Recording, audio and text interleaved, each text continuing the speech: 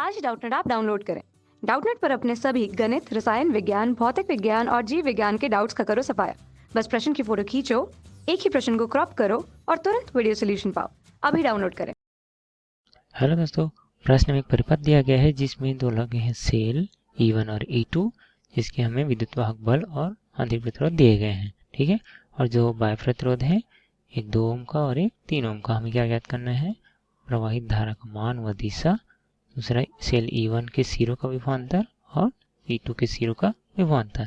ठीक है, हाँ हम यहाँ पे लगा देते हैं किरचॉफ का लूप नियम, क्योंकि यहाँ पे एक लूप दिखाई दे रहा है। ठीक है, अब हम मान लेते हैं कि यहाँ पे धारा प्रवाहित हो रही है I।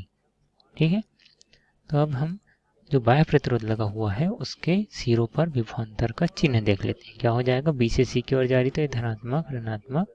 ठीक है, यहाँ पे ऐसा हो जाएगा। अब देखिए जो सेल में आंतरिक प्रतिरोध दिया गया है उसके सिरों का विभवांतर क्या होगा? इसके लिए क्या करते हैं, छोटा सा हम लोग प्रतिरोध बना लेते हैं यहाँ पे। ठीक है, क्या हो जाएगा यहाँ पे? धन ऋण, इसको भी यहाँ पे बना लेते हैं धन ऋण। ठीक है, अब हम लिख लेते हैं किरचॉफ का लूप का नियम। ठीक है, किरचॉफ के लूप नियम से क्या प्राप्त होगा हमें? 10 धन 2i धन 2i धन 1i ऋण 2 धन 3i बराबर 0। ये हो जाएगा 8i धन 8 बराबर 0। यहाँ से हमें मिलेगा i बराबर -1 एम्पियर। ठीक है, अब यहाँ पे जो ऋणात्मक चिन्ह प्रदर्शित कर रहे हैं वो क्या प्रदर्शित करता है कि हमने जो धारा का दिशा माना था, धारा उसकी विपरीत दिशा में प्रवाहित हो रही है। ठीक है, इसका मतलब ये है कि E1 सेल से धारा क्या हो रही है? B से A की ओर जा रही है और E2 सेल में धारा D से C की ओर जा रही है। ठीक है, तो यहाँ पे लिख लेते हैं धारा की दिशा क्या हो जाएगी? B से A की ओर। ठीक है, अब देख लेते हैं दूसरे का उत्तर क्या होगा। ठीक है, अब ये समझते हैं कि सेल E1 से धारा निकल रही है, मतलब इसका मतलब क्या है कि ये जो है डिस्चार्ज हो रहा है, क्योंकि ये धारा धनात्मक सिरे से बाहर निकल रही है। और E2 सेल में क्या है? धनात्मक सिरे में प्रवेश कर रही है, मतलब ये जो सेल है वो चार्जिंग हो रही है। ठीक है, अब हम जानते हैं कि सेल के चार्जिंग और डिस्चार्जिंग के लिए क्या समीकरण होता है। ठीक है, लिख लेते हैं। ये हो जाएगा पहले का आंसर।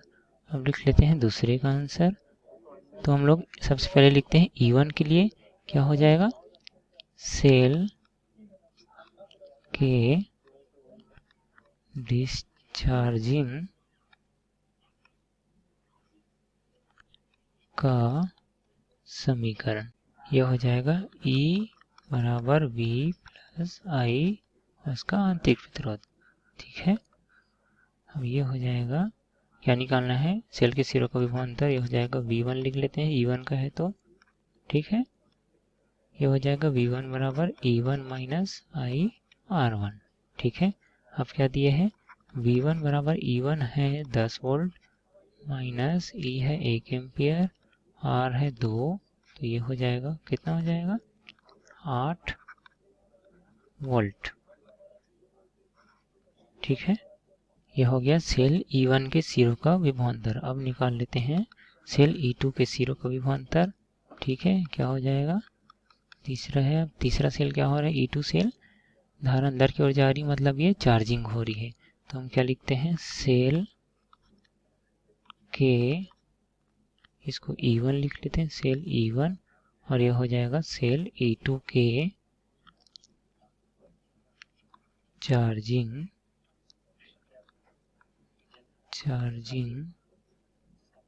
का समीकरण क्या हो जाएगा? V बराबर E प्लस IR। अब ये E2 के लिए है तो इसको 2 लिख देते हैं। ठीक है, हमें निकालना क्या है? V2। ये E2 कितना दिया हुआ है? 2 वोल्ट, ठीक है, I है 1 एम्पियर, R2 है 1 ओम, ठीक है। तो ये हो जाएगा 2 प्लस 1 गुना 1, ये हो जाएगा 3 वोल्ट, ठीक है। हमें तीनों के उत्तर मिल गए हैं। पहला क्या है, धारा, प्रवाहित धारा का मान कितना आया, 1 एम्पियर। दिशा कहाँ से कहाँ आया, बी से ए की ओर। E1 के सिरों को विभवांतर आया 8 वोल्ट और E2 के सिरों को विभवांतर आया 3 वोल्ट। धन्यवाद। कक्षा 6वीं से 12वीं से लेकर नीट, IIT, JEE वो एडवांस के लेवल तक 1 करोड़ से ज्यादा छात्रों का भरोसा। आज ही डाउनलोड करें डाउटनेट ऐप या व्हाट्सएप करें अपने सारे डाउट्स 8400 400 400 पर।